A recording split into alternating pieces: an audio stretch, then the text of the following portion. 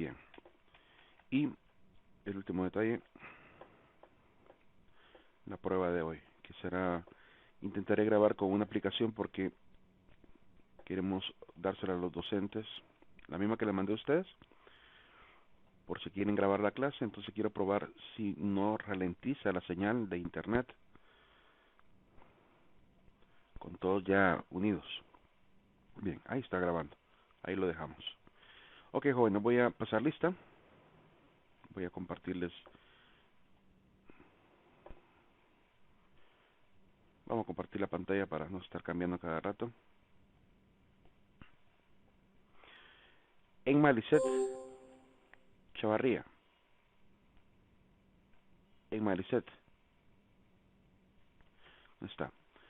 Carla Lisette. Presente. Eduardo Mauricio. Eduardo. Gloria Alejandra. Presente. María José Hernández. Presente. Génesis Montserrat Maldonado. Presente. Sofía Consuelo Pinto. Presente. Arnold David Mejía. Presente. Catherine Alejandra Vázquez. Presente. José Mauricio. Presente. Luis Fernando. Presente. Javier Enrique. Presente. Emilio José Portillo. Presente. Dina Carola Gabarrete. Presente. María Pilar Gabarrete.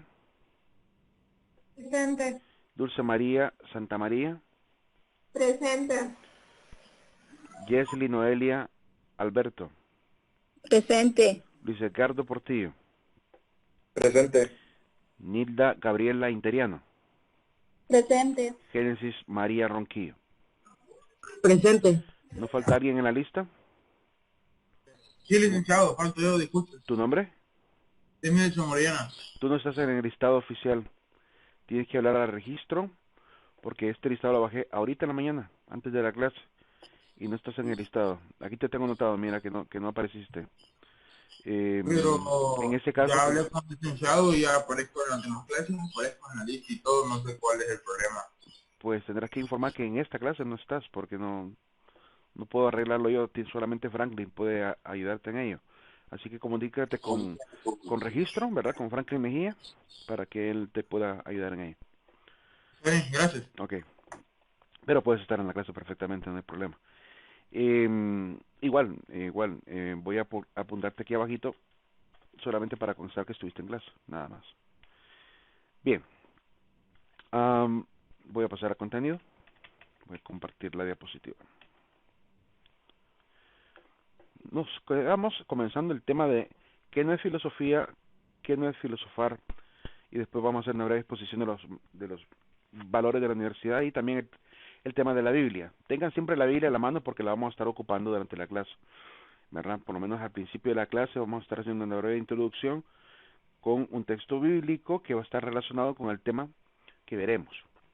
Así que de repente le voy a pedir que lo lean ustedes, ¿verdad? A veces lo leeré yo, dependiendo. Yo les diré. En todo caso, tengan su Biblia a la mano. Bien, el día de ayer, ¿qué no es filosofía? ¿Qué no es filosofar? Les decía que el día que la idea de hombres como Heráclito, que históricamente ha sido retratado como un hombre con misantropía, es decir, con un hombre que detestaba la sociedad, la humanidad, por el sentido de que él se sintió quizá impotente ante una sociedad corrupta, llena de superficialidades, y tenía esta actitud oscura de estar lejos de la sociedad. Pero no significa que todos los filósofos estemos llamados a vivir así, ¿verdad? Sí es cierto que la filosofía nos da tanto criterio y tanta actitud crítica que a veces nos llena de desesperanza ver la humanidad. Pero no significa que por eso vamos a ser promotores de la tristeza. Al contrario, más bien el filósofo se ha convertido en un promotor de la visión, de la esperanza, de la luz hacia el futuro, ¿verdad? De ver qué es lo que estamos haciendo mal, cómo corregirlo, ¿verdad? Y hacia dónde vamos a atender. Tampoco es burla, tampoco es como representan a Anaximandro, el que está en el retrato es Anaximandro, de hecho es una sola pintura que tiene a los dos filósofos, a Heráclito y a Anaximandro. Y a Anaximandro lo representan como un hombre burlista, irónico, charlatán, tampoco significa que el filósofo sea así.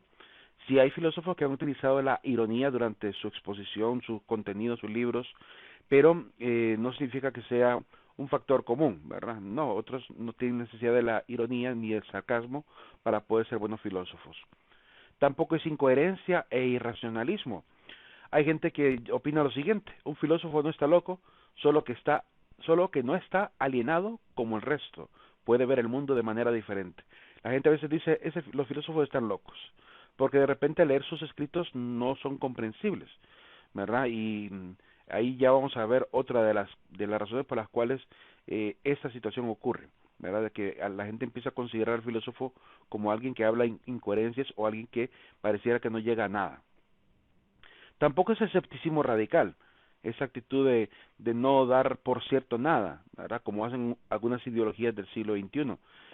Hay gente hoy en día que está negándolo todo, niegan el pasado, niegan la historia, niegan hasta la ciencia, ¿verdad? Y todo lo ponen en duda. No, tenemos que aprender de los filósofos antiguos que enseñaron que la duda no era absoluta, la duda es apenas una herramienta, decía René Descartes, ¿verdad? Pirrón de Eris va a llegar a enseñar que la duda se debe tener, pero también hay que llegar a buenos puertos y solamente mediante la lógica, ¿verdad? Mediante las proposiciones lógicas podemos llegar a verdades. Así que el llegar a verdades es posible, según la filosofía, no es tener duda ante todo.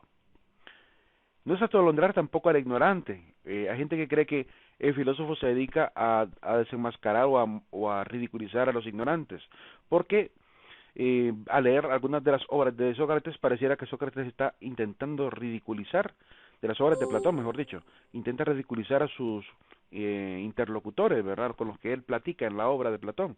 Entonces, esa idea de creer que el filósofo está para denigrar a las personas, no tiene nada que ver con la filosofía. Que hayan habido algunos filósofos que en su forma de ser y carácter hayan sido así, no implica que sea un factor común.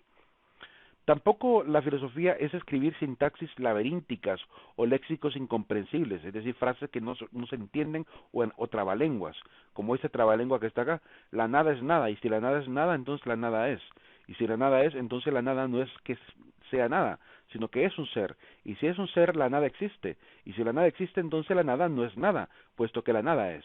Y al ser la nada un ser, la nada no es una nada.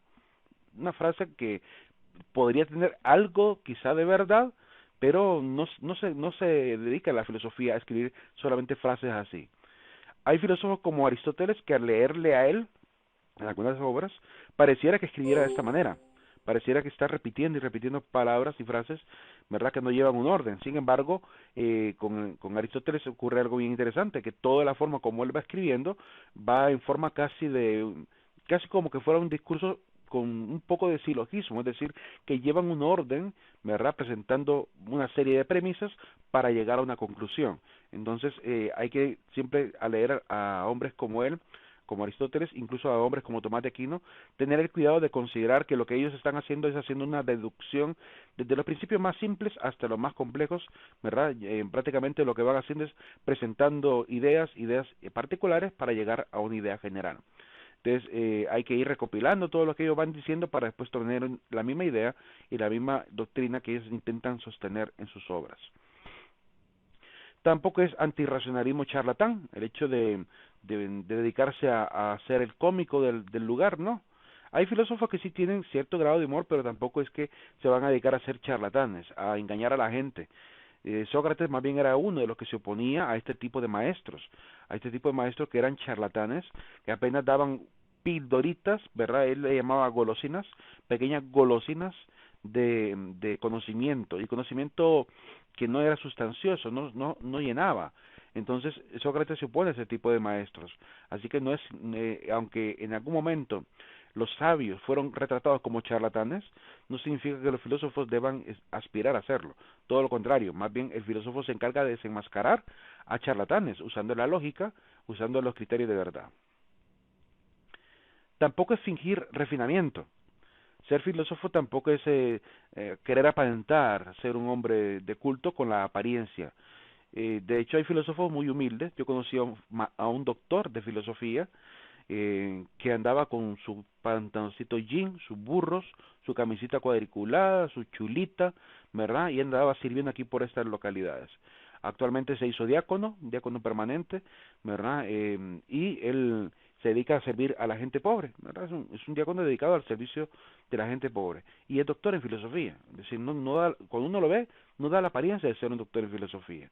Pero sí han habido hombres como el filósofo que aparecía en este programa de Argentina llamada Creencias, el año 2005 creo que fue la última vez que se transmitió este programa, de Esteban Mirol, que era el que salía a presentar a una serie de panelistas donde hablaban de religión, y pues entre todos ellos había, además de los religiosos, había un filósofo, y el filósofo era don Carlos Escudé. Don Carlos Escudé, ¿verdad? Era el que aparecía ahí, y él siempre llegaba elegantísimo, ¿verdad? Y es que siempre, aún ya mayor, ¿verdad? Sigue vistiendo elegante, con sus trajes mandados a hacer a la medida, ¿verdad? Su boina, ¿verdad? Sus lentes un poco extravagantes. Entonces, es un hombre que le gusta verse bien y dar la altura, pues, de ser un erudito. Pero no significa que eso sea ser filósofo.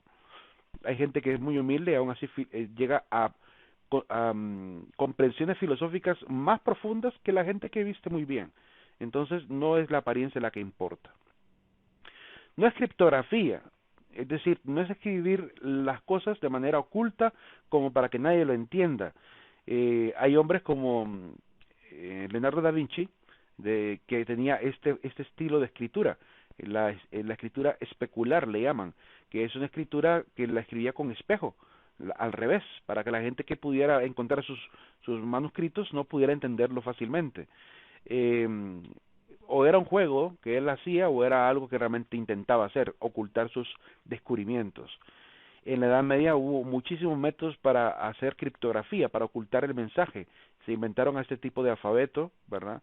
Para escribir de una forma oculta, para que no todo el mundo lo entendiera, solamente aquellos que estuvieran a la altura de conocer el alfabeto y poder comprenderlo.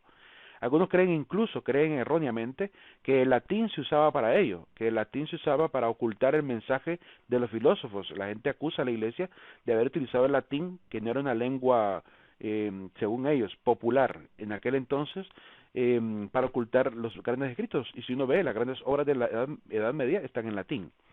Sin embargo, no es cierto, es que el latín era la lengua del culto, era la lengua académica, por lo cual todo académico tenía que aprender latín y aprender a leer latín, así que no era una lengua muerta hace mucho, por lo cual no es cierto que se intentaba ocultar el mensaje, todo lo contrario, se intentaba más bien que todos los eruditos que estudiaran latín pudieran leer la obra, es decir, se utilizaba como que fuera el inglés de aquel entonces, el latín.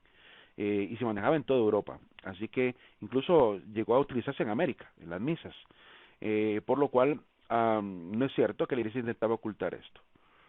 No es ambigüedad conceptual, no es tener esta actitud como Ricardo Arjona, donde dice una cosa y después la contradice, ¿verdad? Cuando escribe sus canciones, esa idea de contrastar dos cosas opuestas, no es la forma de escritura de un filósofo. Podría llegar a haber gente que escriba así. Un moralista confundido puede llegar a decir el ser humano es un ser libre pero está esclavizado por su ambiente y entorno social. Es una frase un poco contradictoria, ¿verdad? Tendría que aclarar por qué considera que es libre y por qué considera que es esclavizado. O la gente que intenta hablar de Dios pero que por una parte intenta negarle, pero por otro lado pareciera que está probándolo, porque escriben de esta manera: Dios no existe, pero existe un principio superior para la naturaleza que debería ser una causa siempre existente capaz de dar un orden inteligente a lo que existe, además de ser independiente de la materia existente, es decir, una causa supernatural, pero no hablan de Dios, no quieren llamarle Dios, ¿verdad? Prácticamente solo es un concepto que intentan cambiar, o el término mejor dicho, y manejan prácticamente el mismo concepto que manejamos los teístas. Entonces no es esta idea de tener esta ambigüedad, ¿verdad? De hablar así con contradicciones. Más bien el filósofo debe ser experto en lógica para evitar entrar en estas contradicciones y además intentar no escribir con falacias, porque podemos cometer muchas falacias al hablar y al escribir. Tampoco es especulación sin finalidad. Henry Adams decía que la filosofía son frases ininteligibles a problemas insolubles, como quien dice, es palabrería que nunca va a dar una solución. Bueno, eso es una opinión muy subjetiva, porque yo podría decir lo siguiente: un problema puede ser ininteligible para alguien en el sentido de que es él el que está falto de inteligencia para resolverlo. Podría llegar a decir esto, para contradecir lo que dijo Henry Adams. Es decir, alguien podría ser que tenga una cualidad de falta de capacidad de coeficiente intelectual, no tiene buen léxico, y como no tiene buen léxico, al leer una obra de filosofía le parece que el filósofo está escribiendo incoherencias. Les pongo un ejemplo muy claro. El libro de Ética de José Luis Aranguren es un libro bastante, se puede decir, de altura académica. ¿Por qué? Porque Aranguren no se preocupó para escribir ese libro para gente común. Era para gente que supiera lenguas. Es decir, si el hombre le place poner una frase en latín, una frase en francés o una frase en alemán, la pone. Pone algunos latinazgos, frases en otros idiomas y la mete dentro del texto incrustado y sin traducir, esperando que el lector lo sepa, ¿verdad? Entonces, cuando uno ve esta obra y uno como si no maneja estas lenguas, uno empieza a leer y de pronto aparece la frase y se quedó uno en la luna, ¿verdad? Y tal vez la frase es determinante para seguir entendiendo el contenido. Entonces, ¿cuál fue el problema? ¿El problema es del libro? No, el problema es mío, que no manejo la lengua, que no estoy a la altura académica para leer ese tipo de libros. Así que lo que dice Henry Adams puede ser pues para él así, pero es que quizá ese habrá leído alguna de las obras filosóficas que para la cual no estaba preparado, ¿verdad? Eso es lo que puede estar sucediendo también. No es arbitraria jerga iniciática desprovisto de ideas profundas. La filosofía no es andar dando solamente frasecitas. Hay gente que cuando me preguntan ¿qué carrera estudió usted? Yo les digo filosofía. Esa es mi carrera. Así lo reconoce la UNA. No me reconocen lo de ciencias religiosas, solo me reconocen la licenciatura en filosofía. Entonces me presento como filósofo ya que es la forma legal. Y pues cuando me dicen filosofía y me empiezan a decir solo sé que nada sé, o me dicen cogito ergo sum, entonces la gente empieza a citar estas frasecitas de filósofos, ¿verdad? La primera es de ¿cómo se llama? René Descartes, y la segunda es de Sócrates. Pero si yo fuera alguien malo, si fuera alguien realmente malo, yo perfectamente podría decir a esa gente que me lanza la frase en las redes sociales o en la vida cotidiana, y le diría, ¿y qué entiende usted por cogito ergo sum?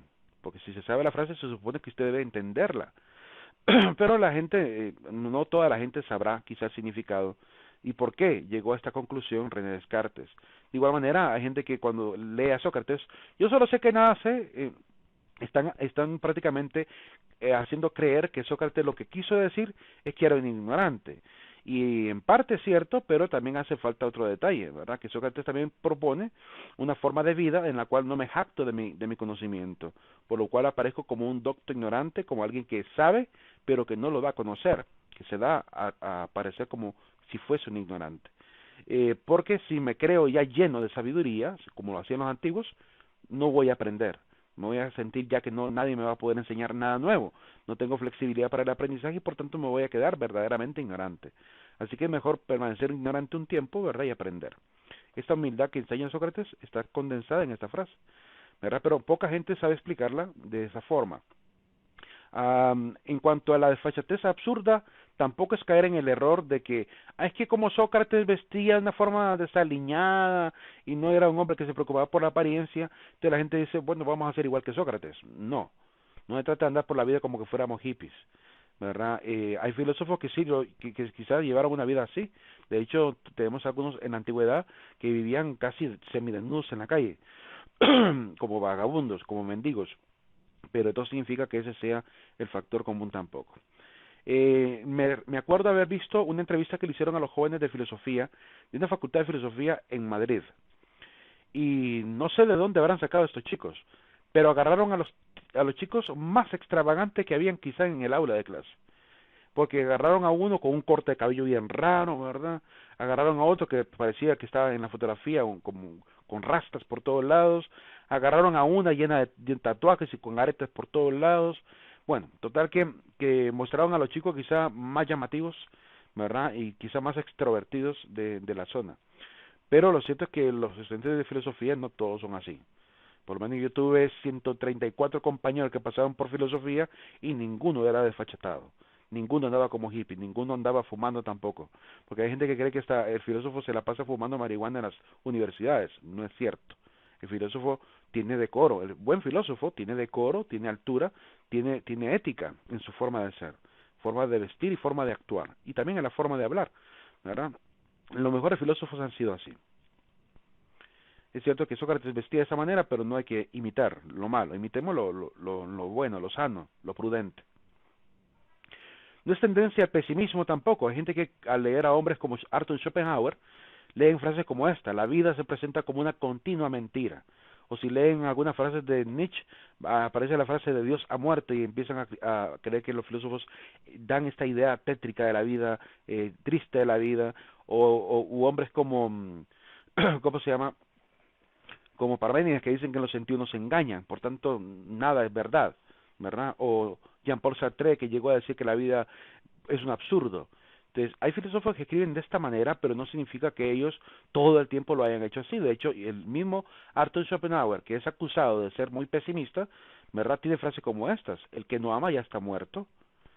Superar las dificultades es experimentar el deleite de la existencia.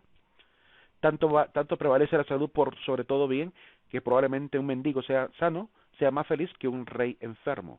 Entonces, no significa que porque una frase haya sido pesimista debamos catalogarlo como el pesimista. No, hay frases también positivas, y por eso hay que aprender a leer bien a los filósofos para no etiquetarlos erróneamente. No es ser profeta de calamidades animado por sobre todo apocalípticos o frívolos. Esta idea de andar metiéndole miedo a la gente, ¿verdad? Los filósofos ahorita están hablando de cómo salir de la pandemia, no están ahí diciendo, ya nos llevó, ¿verdad?, ya la pandemia, ya caímos en esta desgracia social.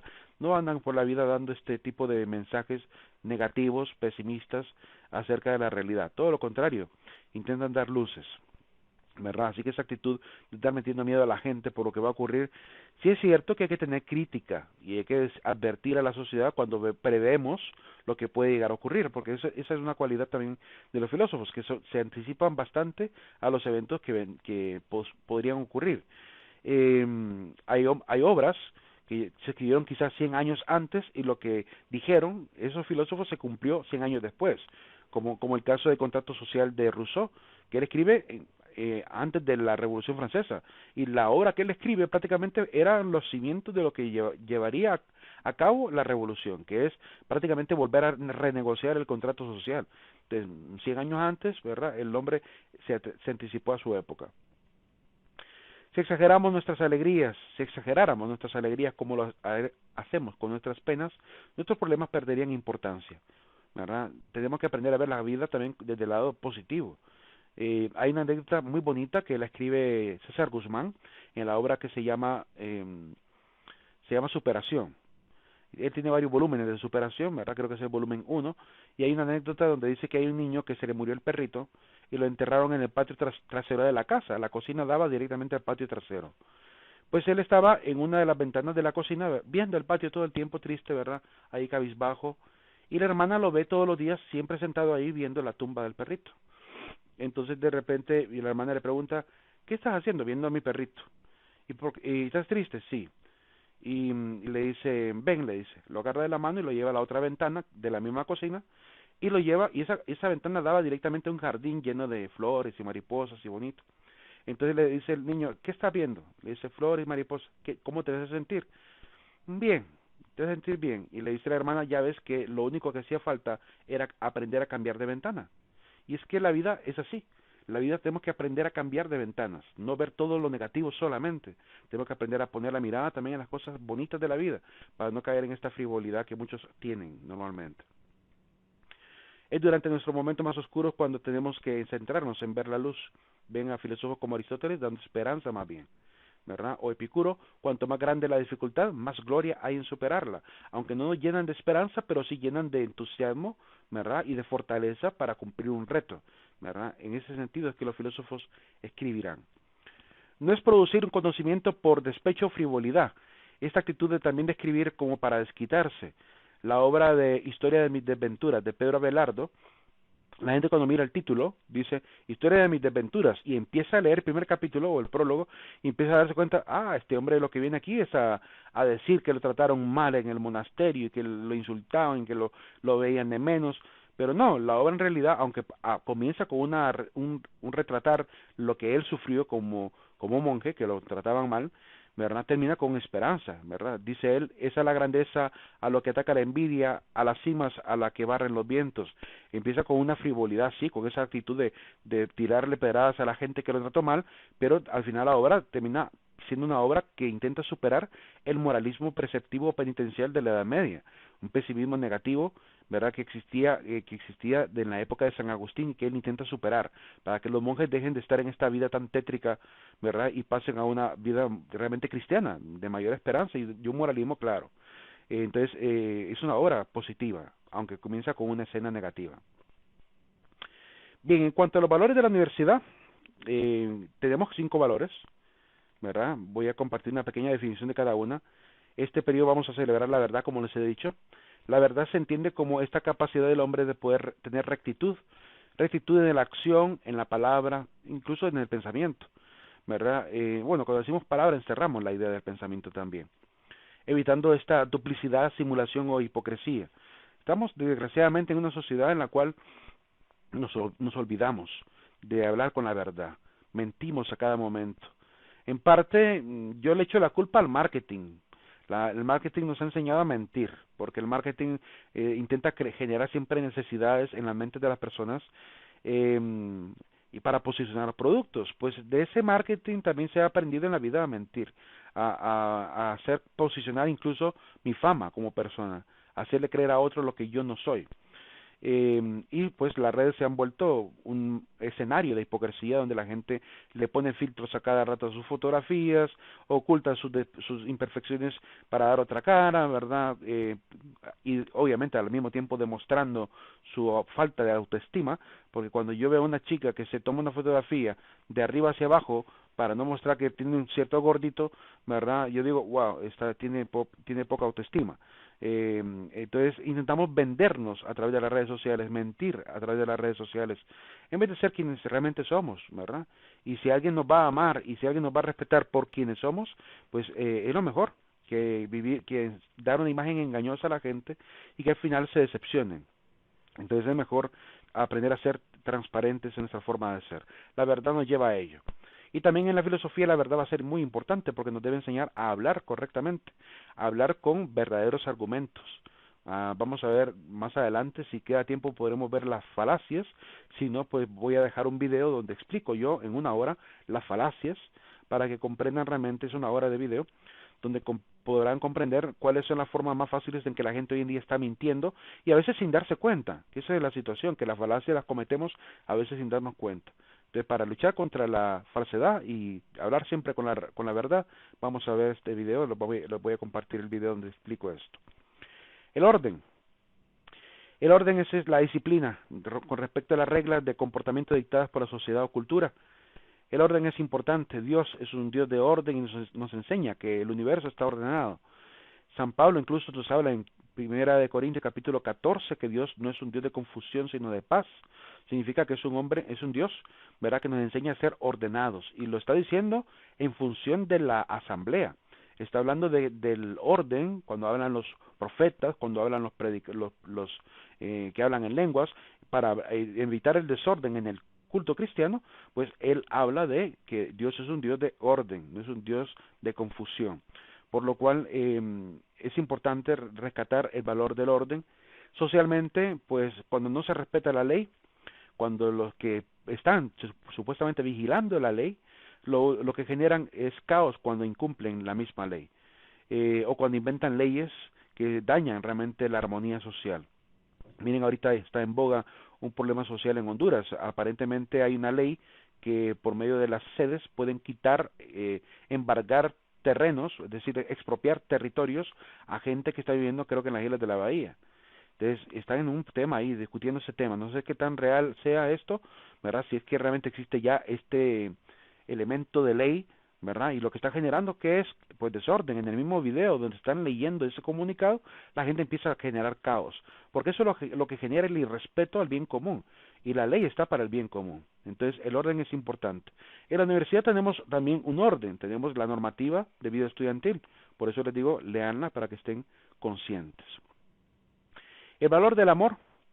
Creo que la mejor definición de amor que podría yo darles es la que San Pablo nos ha regalado. En 1 Corintios capítulo 13 nos habla de las cualidades del amor cristiano. Porque podemos hablar de un amor en general, ¿verdad? Sabemos que existe el amor filial, de padres a hijos, el amor conyugal entre esposos, ¿verdad? También a veces llamado amor erótico porque es de pareja, y está el amor de ágape, que es el amor de compartir, el amor de comunidad, el amor solidario. Por lo cual, el valor del amor está representado en la palabra de forma muy clara y nos da atributos muy evidentes. En 1 Corintios capítulo 13, no lo voy a leer por el tiempo, pero sí les puedo mencionar las cualidades. Dice que el amor es comprensivo y servicial, no tiene envidia, no se jacta, no se engríe, no se alegra de la injusticia, se goza siempre en la verdad, ¿verdad? Todo lo cree, todo lo espera, todo lo soporta y nunca acaba. El valor del amor, ¿verdad? La virtud del amor, que es una virtud también teologal, está para la universidad como un pilar fundamental, ¿verdad? Pero ojo, que el amor no implica ser laxos en el cumplimiento de las normas. El hecho de que por amor alguien venga y me diga, Dick, fíjese que me quedé dormido y no asistí a clases, ¿será que me quita la falla? Y me está diciendo que se quedó dormido. Bueno, en el amor yo puedo comprender que es una persona que se cansa y todo, pero el amor no puede entrar en contradicción con la justicia. Por lo cual, si faltó por una causa que no está justificable, entonces en ese caso no puedo cambiar la inasistencia. Le diría, comprendo tu situación, pero no es una excusa según la norma de vida estudiantil y por tanto no puedo aprobarlo. Entonces en el amor le explico las razones por las cuales no podría aprobarlo. El amor no implica ser, como digo, laxo o alcahuete, ¿verdad? Del comportamiento inmoral, para nada, ¿verdad? El valor de la paz es la ausencia de guerra o de hostilidades. También desde el punto de vista de lo espiritual es el estado espiritual de serenidad, tranquilidad, mansedumbre, equilibrio emocional y mental. Entonces con la paz podemos realmente empezar a vivir lo que andamos anhelando. Creo que todos los seres humanos anhelamos vivir en paz. Todos. Yo creo que no hay nadie que no quiera vivir en paz. Si hasta los malvados quisieran que la policía los deje en paz. Entonces todos anhelamos la paz, buenos y malos, por igual. Por lo cual estamos llamados a ser promotores de la misma. Y no se puede alcanzar tampoco paz sin justicia. Es decir, van de la mano ambas. No se entiende la paz sin justicia. Tiene que haber justicia para que haya paz. En este país, mientras no haya justicia, va a ser difícil ver la paz, ¿verdad? ¿Y qué es la justicia? Es dar a cada uno lo que se merece, según la definición de Sócrates, y hay varios tipos de justicia. Cuando yo intento repartir a todos por igual, se le llama justicia distributiva. Cuando yo intento dar a otros porque ellos me dan, pues entonces hago una justicia de tipo conmutativa, porque yo estoy compartiendo porque ellos me comparten. La retributiva es el tipo de justicia donde doy, ¿verdad? Le doy a otro porque merece, ¿verdad? Como los demás. Es decir, quiero ser yo justo de darle a todos, ¿verdad? Su parte, sin fallarle a nadie. La justicia procesal, que es la que se cumple porque está dictada por la ley, ¿verdad? Porque así es la ley, entonces doy. Y la restaurativa, pues doy porque se le había quitado a alguien se le quitó un derecho, pues por justicia yo le devuelvo. A eso le llamamos justicia restaurativa. Entonces, estos tipos de justicia los vivimos cotidianamente, en la familia, en la universidad, en el trabajo, ¿verdad? En la iglesia. Entonces, tenemos que aprender a ser hombres de justicia, mujeres de justicia. La palabra nos llama a ello. De hecho, aquí sí quiero leer un texto del Evangelio de Mateo. Mateo capítulo 5. Mateo capítulo 5. Versículo, específicamente, es el versículo 10 en adelante. Del versículo 10 en adelante. Perdón, versículo 6 y 10. El versículo 6 nos dice, felices los que tienen hambre y sed de justicia, porque serán saciados. La justicia, tener hambre y sed de justicia. Yo no concibo a un cristiano que está acomodado en medio de la crisis nacional. Es decir, que está calladito, sin decir nada, sin aludir, sin llamar, sin alzar la voz por lo que no pueden alzarla. No concibo a un cristiano callado. Cuando hay mucha injusticia. Yo creo que el cristiano está llamado a hacer esto, a tener hambre y sed de justicia, ¿verdad? Y si no propia, por el prójimo, por el hermano. Y en el versículo 10 nos dice, felices los perseguidos por causa del bien, porque de ellos es el reino de los cielos. Así que en la lucha por la justicia podríamos llegar a ser perseguidos. y incluso calumniados, injuriados, como dice en el versículo 11. Pero en el versículo 12 nos da la esperanza. Alégrense y estén contentos, pues la paga que les espera en el cielo es abundante. Así que la esperanza que ponemos nosotros es en esta voluntad de parte de Dios, primero de que seamos promotores de la justicia, ¿verdad? Para que haya por fin paz, ¿verdad? Y a la vez, pues, estar conscientes de que la recompensa vendrá después, que no será en esta vida, será después que Dios dará recompensa si fuimos coherentes con esto que nos pide la palabra. Llama la Biblia a los que luchan por la justicia bienaventurados, significa que viene, ¿verdad? Vendrá una buena aventura, ¿verdad? Una recompensa para quienes sean así. Entonces estamos llamados a ello. Bien, ¿alguna pregunta hasta ahora? Necesito cambiar el reloj. Bien, veamos entonces ahora la introducción a lo que sería la Biblia, ¿verdad? Listo, ahí está. Es que se me oculta el reloj acá, quiero estar pendiente. Veamos entonces la introducción a la Biblia. La Biblia es nuestro libro fundamental de la vida. Y quiero dar algunas ideas generales de la Biblia para que comprendamos qué es en realidad la palabra de Dios. Primero, el nombre que le damos es Sagradas Escrituras, le damos el nombre de Libro Santo, le damos el nombre de simplemente la Escritura, también le llamamos la Palabra de Dios, ¿verdad? Incluso hay quienes se atreven a decir que la palabra en realidad es Cristo. De hecho, Jerónimo decía, quien desconoce las Escrituras, desconoce a Cristo. Significa que la palabra nos habla acerca de Cristo. Cristo es el eje fundamental de la palabra. No podemos entender la Biblia si no es a través de Cristo. ¿Qué es la Biblia? Pues en la lengua griega utilizaban la frase ta Biblia ta agia, los libros, los santos o los libros sagrados, que es la lengua griega que define el nombre de Biblia. La palabra Biblia, por tanto, significa el conjunto de libros que son canónicos, que son considerados inspirados por Dios, ¿verdad? Que la Iglesia llegó a definir dentro de un canon, dentro de una lista de libros aprobados como libros inspirados y revelados. Y la palabra también Biblia podría significar, pues, papiro o rollo, podría extrapolarse a ese significado. Pero originalmente es los libros santos. Hay varias lenguas en la Biblia, específicamente 3 lenguas, ¿verdad? La lengua del hebreo, la lengua del arameo y la lengua del griego, las lenguas originales. El arameo era una lengua semítica que se hablaba en la época de Jesús, ¿verdad? Hoy se habla un arameo más moderno, ¿verdad? Un arameo un poco más moderno, igual que el griego antiguo, diferente al griego moderno. Y hoy en día, pues solamente en la zona de Siria creo que hablan arameo, en la zona de Siria. El hebreo está basado en el arameo. De hecho, el arameo podría verse como la lengua más antigua y el hebreo está fundado realmente en el arameo. Y el griego, pues, es la lengua del Imperio Romano. Recuerden que Grecia y Roma se van a fusionar como un solo imperio, ¿verdad? Van a ser el Imperio Greco-Romano y van a influenciar políticamente por medio de Roma y culturalmente por medio de Grecia. La filosofía y el lenguaje se vuelve prácticamente popular, más el de Grecia que el de Roma.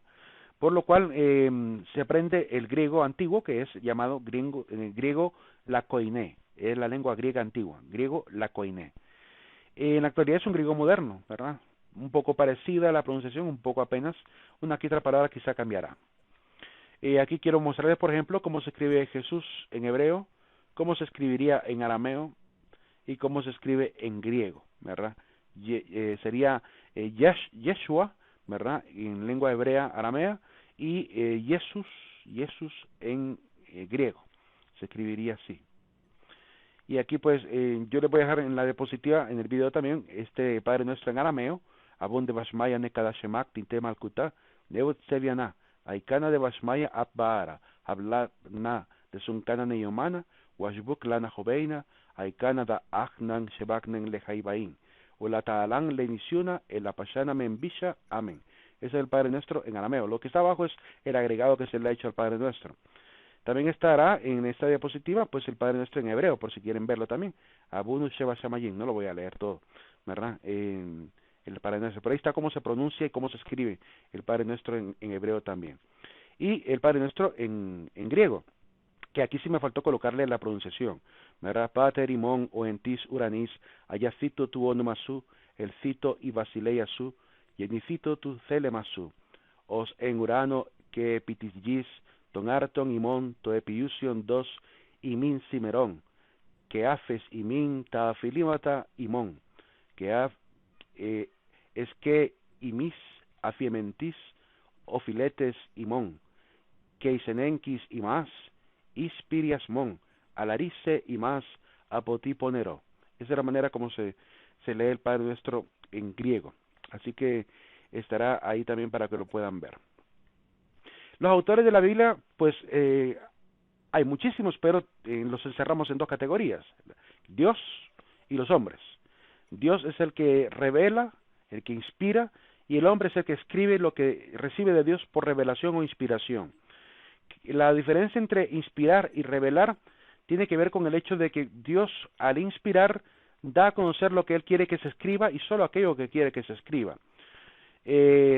Ya, evidentemente, cada autor le va a poner a lo que recibió de Dios por inspiración, pues el diseño, el arte, que según la época, el contexto histórico y la propia cultura del escritor le pondrá. Algunos escribieron la voluntad de Dios que recibieron en forma de poesía, otros la escribieron en forma de narración, otros intentaron hablar un poco más como en sentido de legislación, otros con mensaje profético. Entonces cada uno recibe de diferentes maneras, ¿verdad?, el mensaje, y lo plantean según pues estos géneros que llamamos géneros literarios. Y la revelación pues es algo que estaba oscuro para la humanidad, que no se conocía, y que Dios lo da a conocer para que la humanidad conozca los misterios que están más allá de este mundo, ¿verdad? Por lo cual Dios revela detalles acerca del orden universal, acerca del plan salvífico que tiene para la humanidad, para que los hombres se enteren realmente lo que Él tiene pues en mente. Así que tenemos de ambas formas de escritura, ¿verdad? Tanto inspiradas como reveladas. No todos los textos fueron revelados, pero sí todos fueron inspirados, ¿verdad? La inspiración viene en momentos normalmente de éxtasis, donde la gente escucha la voz de Dios, ¿verdad?, y describe lo que pudieron ver incluso en visiones, como es el caso de Elías, ¿verdad?, que tuvo varias visiones, el caso de Jacob incluso tuvo una visión, el caso de de Daniel, que tuvo varias visiones, y Juan el Evangelista también. ¿Cómo se escribe la Biblia? La escribieron, pues, primero viviendo el hecho histórico, después se compartió de forma oral, se transmitió la memoria del acontecimiento de forma oral, y en un momento dado, pues, tuvieron la necesidad de escribirlo, así que hubo gente que se dedicó a condensar lo que ya se sabía. El caso más interesante es el de Lucas, porque el evangelista Lucas es tenido por un gran historiador, médico, y él intentó escribir con la mayor fidelidad posible lo ocurrido tanto con Jesús, con María, e incluso los apóstoles en el Hechos de los Apóstoles. Él es el autor del Evangelio de Lucas y es el autor de Hechos de los Apóstoles, por lo cual la escritura que él hace, la hace de una forma pues con la mayor rigurosidad histórica que pudo haber tenido. Así que de los 4 evangelios, este evangelio pasa la prueba histórica, es decir, está muy bien elaborado. Y podemos verlo pues repartido en dos partes: Lucas y Hechos de los Apóstoles, Jesús y los apóstoles.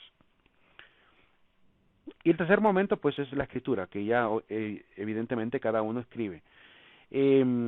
Algunos de los libros son adjudicados, es decir, se dice por ejemplo que es la sabiduría de Salomón, aunque no lo haya escrito Salomón. Se dice que es una carta, que la carta de los Hebreos aparentemente es de Pablo, aunque quizá Pablo no la haya escrito. Hay opiniones encontradas al respecto. Lo importante es el mensaje, ¿verdad?, no tanto el autor. Y el mensaje es claro, está muy bien enlazado, ¿verdad? No hay contradicciones doctrinales, por lo menos, no hay contradicciones doctrinales. Podrían llegar a haber contradicciones de tipo numérico, que de repente dijo en el Antiguo Testamento hubo un censo de 400,000 y después dijo no, eran 300,000. Bueno, cuestiones de contabilidad, eso no nos interesa como parte del dogma, es un hecho histórico además, así que puede fallar el escritor en dar una cantidad exacta, ¿verdad? Y quizá a contrastarlo con otro escritor, pues haya diferencias. Así que esos errores de la Biblia nos tienen sin cuidado, ¿verdad? Esas contradicciones nos tienen sin cuidado porque no tienen un carácter doctrinal, dogmático, por lo cual, ahora, si dijera que en el Antiguo Testamento que Dios es Dios y en el Nuevo Testamento lo negara, ahí sí sería un grave problema. La estructura de la Biblia, pues el Antiguo y Nuevo Testamento son las dos grandes partes en las que se divide. El Antiguo Testamento tiene una parte de 5 libros llamada Pentateucos, luego siguen los libros históricos, que narran pues la vida de algunos personajes como los jueces, Samuel, ¿verdad? Esther, Judith. Los libros proféticos, que son los profetas mayores y menores, ¿verdad? Isaías, Jeremías, Ezequiel, Oseas, Daniel. Los líricos, que son escritos en forma casi poética, ¿verdad? Digo casi poética porque en aquel entonces no siempre se escribió en verso, se escribía en prosa y aún así era poema, porque la forma poética la daban al momento de leer, le daban una cierta tonalidad o cantadito para darle un poco de belleza poética. Los sapienciales, que son los libros de sabiduría, como el libro de Job, el libro de Proverbios, el libro de Eclesiástico, ¿verdad? Y entre los líricos pues aparecen obras como los Salmos, ¿verdad? Obras como Cantar de los Cantares, ¿verdad? También está incluido ahí. El Nuevo Testamento pues son libros divididos en 5 categorías: los Evangelios, los Hechos de los Apóstoles, aunque hay quienes dicen que no debería de llamársele Hechos, sino más bien Hechos de Pedro y de Pablo, porque cuando uno lee Hechos de los Apóstoles, sí habla de los apóstoles al inicio, pero prácticamente es la vida de la evangelización que hizo Pedro y que hizo Pablo. Más bien está centrado en estos 2 apóstoles. Las cartas apostólicas, que son escritas por Pablo, algunas de ellas adjudicadas a él, porque hay escribanos evidentemente, y entonces escribe a alguien, ¿verdad? Pero al final Pablo dice, bueno, le saluda a Pablo, y también le saluda a tal persona que fue quien escribió la carta. Es decir, que tuvo un amigo que le estuvo escribiendo la carta, ¿verdad? Con su puño y letra, pero Pablo es el que dictaba lo que quería que se escribiera. Y también están las cartas apostólicas, que son cartas que no tienen un destinatario claro. Están escritos para la Iglesia Universal, como la carta de Pedro, Santiago, Juan, Judas, que no tienen un destinatario, no tienen un nombre específico, ¿verdad? Sino que parece ser cartas dirigidas a toda la comunidad cristiana. Y el libro de Apocalipsis, que es el libro, ¿verdad? Llamativo también de mucha gente que que se puede decir traumada a leer el Apocalipsis por no comprender el simbolismo que contiene, ¿verdad? Y pasan afanados por querer entender y sacar códigos secretos del Apocalipsis, cuando lo único que tenemos que saber es que respecto al día y la hora nadie lo sabe. El Apocalipsis nos narra los eventos futuros, lo que vendrá, ¿verdad? Y no nos compete calcular fechas, no nos compete establecer el fin del mundo y saberlo. Cristo lo dejó claro, nadie sabe el día y la hora, ni siquiera el Hijo del Hombre, o sea, él en su naturaleza tampoco sabía el fin del mundo. Lo sabe como Dios, pero no lo manejaba como hombre. Por lo cual él dice, no se preocupen por eso. Escucharán que dicen, aquí está, allá está el Cristo, ¿verdad? Escucharán de guerras, terremotos, de catástrofes. No se asusten, dice, porque solo serán apenas los dolores de parto, ¿verdad? De lo que va a venir, que lo que realmente debe preocuparnos es lo que es el parto final, que es el juicio de Dios. Las citas bíblicas, pues, tenemos dividida la Biblia en capítulos y versículos. Se le adjudica a Stephen Langton, el que dividió la Biblia en capítulos, y a Robert Estienne, el que dividió la Biblia en versículos. Ahí están los años, 1226, 1551. Estienne tenía, o Etienne, dicen algunas fuentes, tenía una imprenta, ¿verdad? Como la de Gutenberg. Entonces él se dedicó a hacer la Biblia. Dicen que incluso la Biblia fue el primer libro impreso por Gutenberg. Entonces estos hombres que se dedicaban a la imprenta pues decidieron facilitar la lectura a los creyentes, dividiendo en pequeños fragmentos. No está tan bien dividida, eso sí, los versículos pueden fallar en cuanto a división del contenido, ¿verdad? Si ustedes leen, por ejemplo, Génesis capítulo 2:4, se darán cuenta que en el versículo 4 del capítulo 2 termina la narración que venía desde Génesis 1, y en el mismo versículo 4b comienza la nueva narración de la segunda narración de la creación.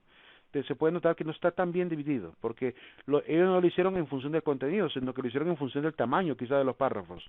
Se fueron viendo, tenían alguna Biblia así a mano o escrita o la habían hecho impresa, y empezaron a ponerle numeritos a cada cierta cantidad de espacios, por lo cual no está tan bien dividida. Aún así es muy útil, y ya nos hemos aprendido muchísimos textos también, ¿verdad? Esta era una de las Biblias primeras en haberse impreso, ¿verdad? Ahí aparece el nombre de él, ¿verdad? Roberto Stefani, ¿verdad? Algunos libros le llaman Stefani, otros le llaman Estienne, ¿verdad? No se ponen de acuerdo porque depende del lugar, la lengua incluso, pues si fue en latín, si fue en castellano, si fue en francés o portugués. La Biblia, pues aquí yo les voy a dejar estas infografías que he elaborado hace mucho tiempo, una infografía que muestra los diferentes libros que están en cada una de las categorías, tanto del Antiguo como del Nuevo Testamento, ¿verdad? Y los colores pues determinan el estilo literario, ¿verdad? Es decir, si es profético, si es histórico, si es carta católica, si es carta apostólica. Además les voy a dejar en la plataforma también esta infografía de cómo hacer una cita bíblica, ¿verdad? Ahí lo van a poder ver y lo van a descargar. Ahí les va a aparecer así, dividido, y podrán ver por colores cómo se dividen. Y por último, también les dejaré esta tabla periódica de toda la Biblia para que la puedan ver también. Bien, jóvenes, ahí nos quedamos el día de hoy. Nos vemos el día de mañana. Que pasen muy buen día. Bueno, nos vemos, Liz. Vemos. Nos vemos, gracias. Un gusto. Gracias.